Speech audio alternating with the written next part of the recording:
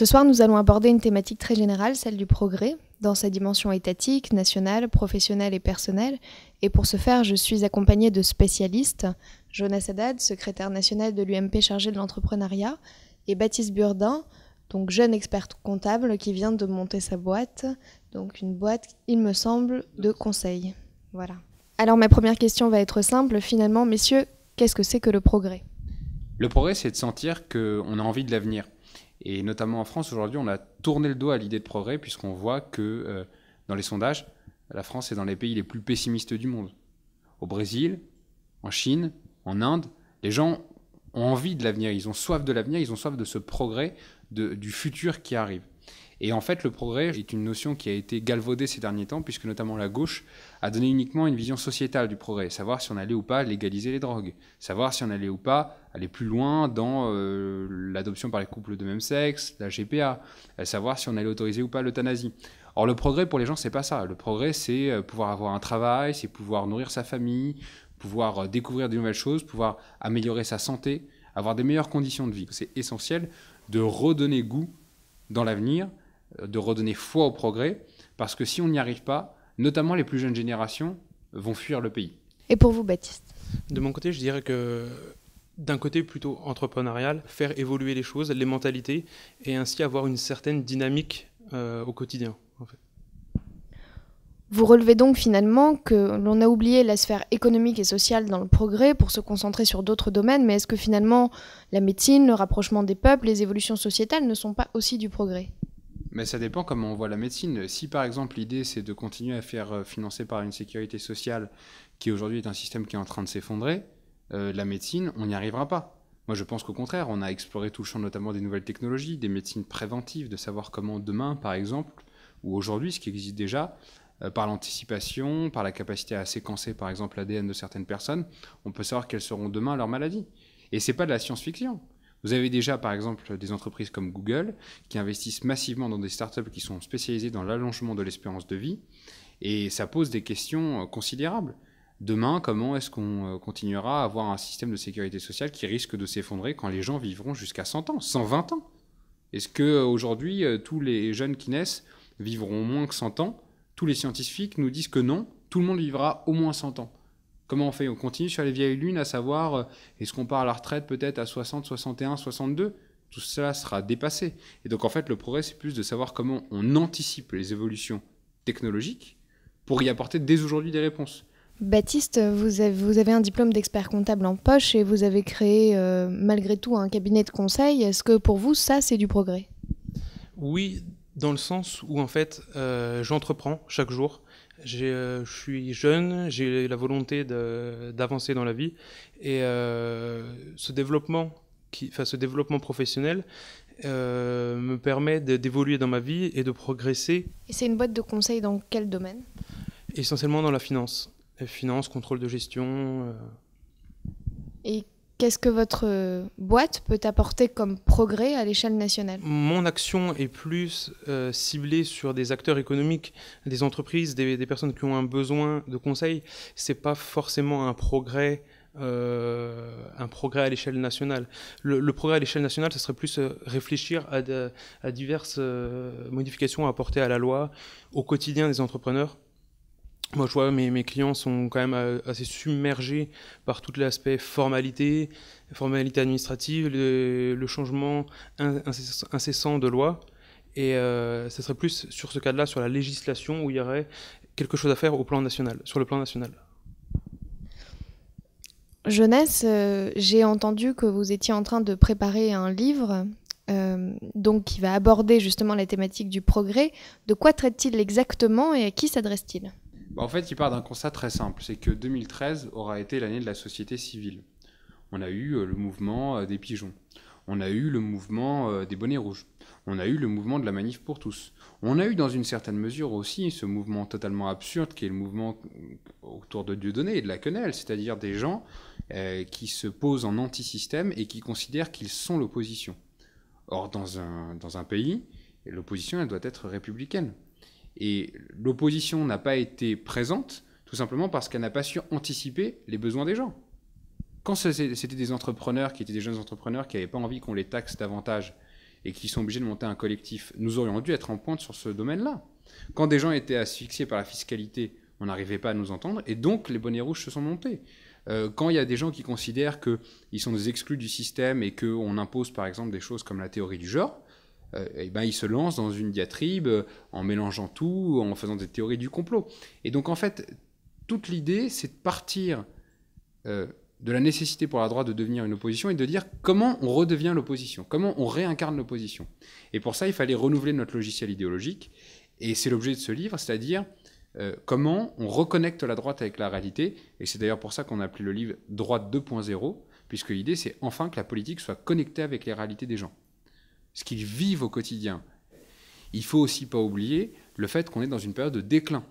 Et moi, je n'oublie pas le miroir entre les deux, c'est-à-dire d'une part le fait de dire nous sommes dans un déclin tellement fort qui fait que pour la première fois dans notre pays, les jeunes émigrent pour des raisons économiques, pas pour des raisons de guerre, pas pour des raisons de famine, ils émigrent parce que simplement ils ne trouvent pas de travail, c'est la première fois dans notre pays que ça existe, il faut être conscient de ça, et que donc la seule génération qui est à même de dire voilà comment on peut reporter l'idée de progrès, c'est la génération qui est obligée de partir parce qu'il n'y a plus d'avenir. Donc c'est à nous de réincarner cet avenir-là. Dans votre quotidien d'entrepreneur, vous sentez que la politique n'est pas connectée aux réalités ? Non, quand on voit la pression qui est mise sur les entrepreneurs au quotidien, le nombre de formalités qui sont à faire, de formalités à faire, de déclarations à remplir, ou tout simplement par le biais de la pression fiscale. Quand on voit notamment récemment, là, une loi a été adoptée sur une règle d'imposition des cotisations salariales qui pénalise le salarié, parce que là je ne parle pas que des entrepreneurs, même le salarié maintenant est taxé plus, même à salaire constant, le salarié va payer plus. Et c'est pas normal dans la situation actuelle de pénaliser encore plus le salarié qui est censé consommer et faire repartir la croissance. En France, pour qu'une entreprise ait un poids à l'échelle nationale, on sait bien qu'une start-up qui démarre gentiment son activité n'aura pas d'écho. Il faut qu'elle trouve des investisseurs. Et j'aimerais savoir s'il existe encore des investisseurs en France. Est-ce qu'il y a des fonds en France qui peuvent être investis dans une entreprise ? Qui seraient ces investisseurs et est-ce que c'est plus difficile en France qu'à l'étranger d'en trouver ? Le problème du financement est pas trop d'actualité, je pense, parce qu'il y a tellement de schémas différents qui peuvent être envisagés dans le cadre d'un développement, d'une création ou d'un développement économique. Vous pouvez très bien passer par des business angels qui financent, qui rentrent au capital de votre société et qui vous accompagnent. Il y a également des fonds d'investissement qui peuvent vous accompagner dans ce développement avec un suivi assez personnalisé. Et peu importe la taille de la société, parce qu'il y a des fonds d'investissement qui sont ciblés sur les TPE, sur les très petites entreprises, d'autres sur les petites et moyennes entreprises. Bien que le système bancaire soit un peu plus réticent aux emprunts, il y a toujours des banques d'État, OSEO, qui prêtent et font confiance aux entrepreneurs. D'un point de vue salarial, qu'est-ce que vous pensez des contrats d'avenir qui ont été proposés par le gouvernement et l'un et l'autre ? Pour moi, c'est la plus grande arnaque de ce gouvernement. Si vous voulez, le candidat Hollande avait dit « je serai le président de la jeunesse ». Et je me souviens très bien de ce qu'il disait à la Bastille quand il a été élu. Il a dit « je veux être jugé sur le sort des jeunes pendant mon quinquennat. Je veux que la jeunesse de France vive mieux en 2017 qu'elle ne vivait en 2012 ». Et c'est exactement le contraire de ce qu'il a promis qui est en train de se passer. On considérait à l'époque que l'augmentation de l'emploi des jeunes, la réduction du chômage devait être une priorité.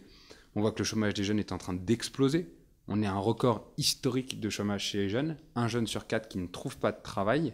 On n'a jamais vécu ça. Et pour les emplois d'avenir, j'ai coutume de parler d'une anecdote qui va vous faire sourire, mais qui, moi, m'a beaucoup attristé. J'étais dans une association d'insertion professionnelle pour les jeunes. Déjà, le terme même d'insertion professionnelle qui consiste à dire « s'il vous plaît, on est jeunes, est-ce qu'on peut rentrer dans le marché du travail ?» me gêne, mais... Et cette association m'a présenté 2 jeunes qui avaient bénéficié des emplois jeunes de Lionel Jospin à l'époque. Et les 2 m'avaient donné l'intitulé des emplois jeunes auxquels ils avaient eu recours quand ils étaient en emploi jeune. Le premier, il avait été agent d'ambiance dans une cage d'escalier. Il avait été payé pendant 3 ans pour faire l'ambiance dans une cage d'escalier. Et le deuxième, il avait été chuteur. Il avait été payé pendant 3 ans, lui, pour dire chute autour des bibliothèques de la ville. Et quand on considère que ça, ce sont des emplois d'avenir, quand on considère que ça, c'est un avenir pour les jeunes, quand on imagine qu'un jeune va mettre ça sur son CV en première ligne, et qu'un jour un recruteur pourra regarder son CV, c'est au pire être extrêmement cynique vis-à-vis de la jeunesse, et au mieux être totalement naïf sur ce que c'est que la réalité du marché du travail. Et vous en pensez quoi, Baptiste ? Je pense que les contrats d'avenir sont comme de la poudre aux yeux, parce qu'en fait, si on regarde les chiffres de l'emploi, on voit très clairement que la jeunesse souffre en France, a de gros problèmes pour trouver du travail en France, et un travail à long terme, des CDI. Et c'est certain que l'idée d'entreprendre est beaucoup plus stimulante que de retrouver sur une voie de garage comme un contrat d'avenir. Donc vous ne pensez pas, ni par ce biais ni par d'autres, à un recul du chômage dans les mois ou années, quelques années à venir ? Je pense que c'est quand même une vision court-termiste, dans le sens où ces contrats, si je ne m'abuse, sont à une durée déterminés et ne peuvent pas être prolongés dans la durée ad vitam aeternam. Donc ça peut être qu'une solution temporaire et ça ne débouche pas sur un travail à la clé. Le problème, c'est qu'on a sacrifié l'ensemble de la politique jeunesse à une solution qui ne fonctionne pas, alors qu'au-delà de la question de l'entrepreneuriat, parce que tout le monde ne peut pas créer son entreprise, tout le monde ne peut pas créer sa propre structure, demain tout le monde ne sera pas Bill Gates ou Mark Zuckerberg. En revanche, il y avait une solution qui marchait justement pour les jeunes qui étaient un peu en déconnexion vis-à-vis de la réalité du marché du travail, c'était l'apprentissage et l'alternance. Et quand en permanence on nous parle du modèle allemand, on voit bien que la force du modèle allemand, c'est la capacité à l'insertion dans le marché du travail de façon quasi automatique. On est, je crois, à 8% de chômage des jeunes en Allemagne, quand on est à 25% en France. Et si on regarde les statistiques globales de l'emploi des jeunes, il y a moins 1000 emplois jeunes en France. C'est-à-dire que malgré le fait d'avoir créé 100 000 emplois artificiels, malgré cela, il y a encore 1000 emplois de moins par rapport à ce qui était avant. Donc on est totalement dans un échec, et cet échec, il se fait sentir de plus en plus, parce que quand vous êtes jeune et que vous êtes au chômage, c'est pas simplement vous qui êtes concerné, c'est aussi votre famille qui s'inquiète pour votre avenir. Et c'est un état d'esprit général du pays qui est en train de noircir parce que justement on ne donne pas des solutions d'avenir pour les jeunes. Vous parlez justement du modèle économique allemand. Jusqu'à présent, François Hollande a refusé de s'en inspirer et il se dit qu'il devrait prendre des cours avec le conseiller de la chancelière. Est-ce que vous avez entendu parler de ça et qu'est-ce que vous en pensez ? On oublie très souvent que l'Allemagne était le pays pauvre, le parent pauvre de l'Europe. En 1994, l'absorption de l'Allemagne de l'Est n'était pas encore tout à fait réalisée.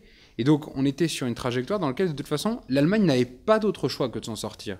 Parce que si elle n'y arrivait pas, si elle ne faisait pas les réformes nécessaires, elle était dans le trou. Et bien je pense qu'aujourd'hui on est exactement dans la même situation en France. La France commence à devenir le parent pauvre. Si vous enlevez la Grèce, qui est un pays qui est bien en difficulté, mais qui n'est pas extrêmement important dans la zone Europe. Le moteur de l'Europe, en général, c'est la France et l'Allemagne. Et quand vous avez un des deux moteurs qui est cassé, le problème, c'est qu'il faut immédiatement le remplacer. Et ça a pris beaucoup de temps avant que François Hollande se dise on va peut-être essayer de voir ce qui se passe du côté allemand. On a une potentialité de déclin. Il faut que les gens comprennent bien ça. Enfin, quand on a une explosion de l'insécurité, une explosion du chômage, une explosion des impôts, c'est 3 ingrédients pour avoir le déclin. Et donc si on ne sort pas de ces 3 explosions, on aura du mal à s'en sortir globalement en France, mais sur l'ensemble de l'Europe également. D'un point de vue entreprise, les atouts du modèle économique allemand, vous les connaissez ? L'industrie et son coût du travail, le coût qui est assez faible par rapport à la France. Donc on en revient un peu au même point que tout à l'heure avec la question du poids fiscal, de la pression qui pèse sur les entreprises, sur la capacité à être compétitif en fait entre différents pays de l'Europe, parce que maintenant il faut pas réfléchir stricto sensu à la France et raisonner sur un espace géographique plus ouvert et donc se comparer aux autres pays pour voir comment on peut être compétitif par rapport aux entreprises étrangères. Je pense que c'est surtout sur ce point-là où ils sont compétitifs. L'Union européenne, ça apporte du progrès à la France ? J'aime beaucoup ces citations de Condorcet qui considère qu'il n'y a de progrès que quand il y a de la paix. Et l'Union européenne a apporté la paix. Mais ça ne suffit pas. On peut avoir un cadre délimité qui vous permet d'avoir de la paix dans lequel les gens sont tranquilles, sont sécurisés, il n'y a pas de guerre. Et dans ce cas-là, on peut progresser. Mais ça ne suffit pas le cadre. Il faut qu'à l'intérieur du cadre, il y ait des choses qui s'animent. Et c'est à nous de les animer. Mais c'est comme dans un tableau. Le cadre peut être magnifique, mais si à l'intérieur du tableau c'est une croûte, vous n'avez aucune chance de pouvoir avoir de la valeur à un tableau. Et c'est à nous finalement de dessiner un plus bel avenir à l'intérieur de la France dans ce cadre magnifique qui est l'Europe et qui nous permet d'avoir du progrès. Si vous étiez membre du gouvernement, quelles mesures vous prendriez pour faire progresser le pays ? Moi, j'ai proposé de supprimer l'impôt sur les sociétés pour les jeunes créateurs d'entreprises. Ça te plaira.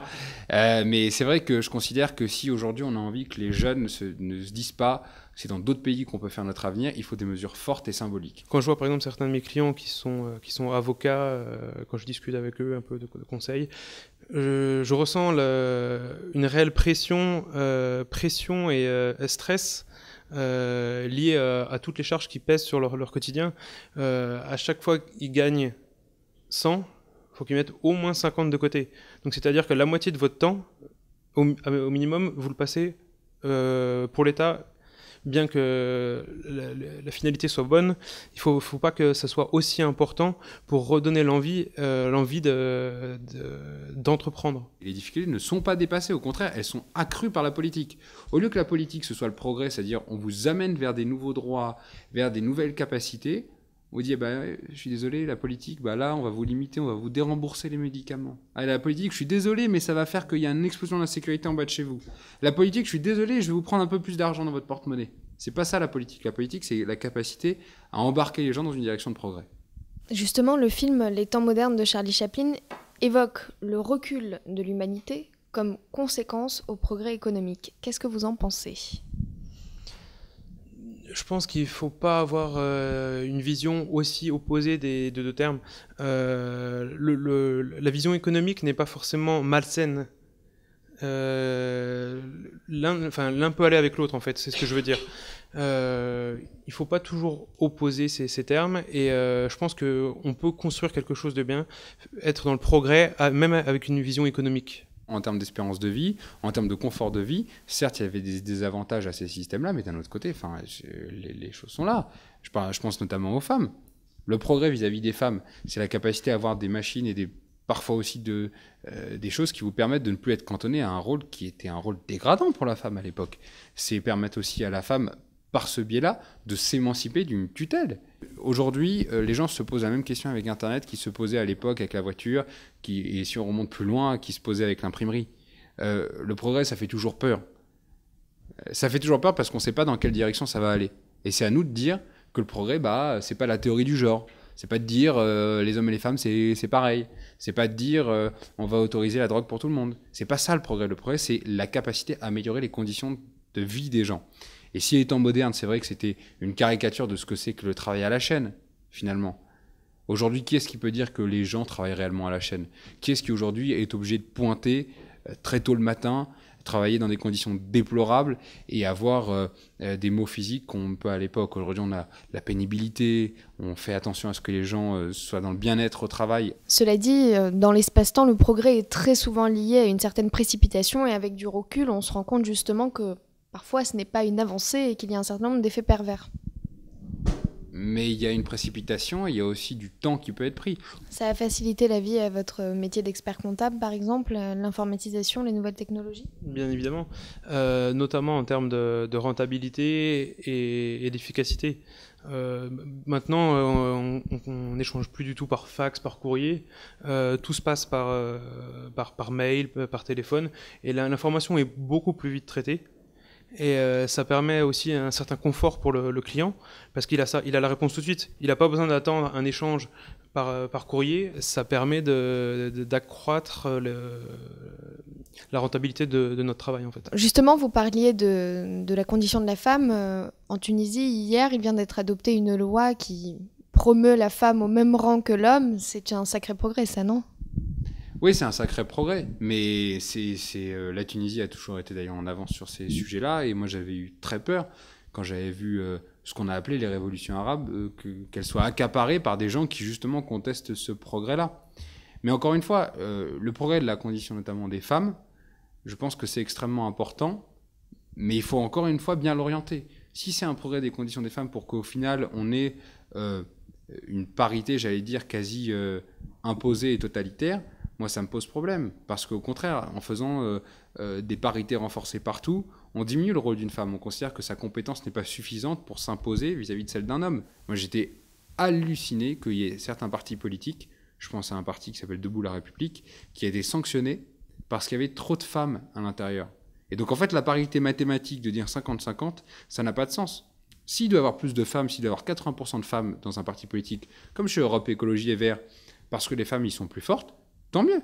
Et si dans des partis politiques, c'est plus d'hommes qui arrivent parce que structurellement, il y a plus de militants, tant mieux. Moi, je pense qu'il faut laisser un peu maintenant une vraie méritocratie, et même dans ces domaines-là, il faut arrêter de céder au politiquement correct qui considère à dire qu'il faut mettre des quotas partout, etc. Et tout. Les femmes aujourd'hui sont l'égale de l'homme, il n'y a plus aucun débat. Dans l'entreprise, la femme est l'égale de l'homme.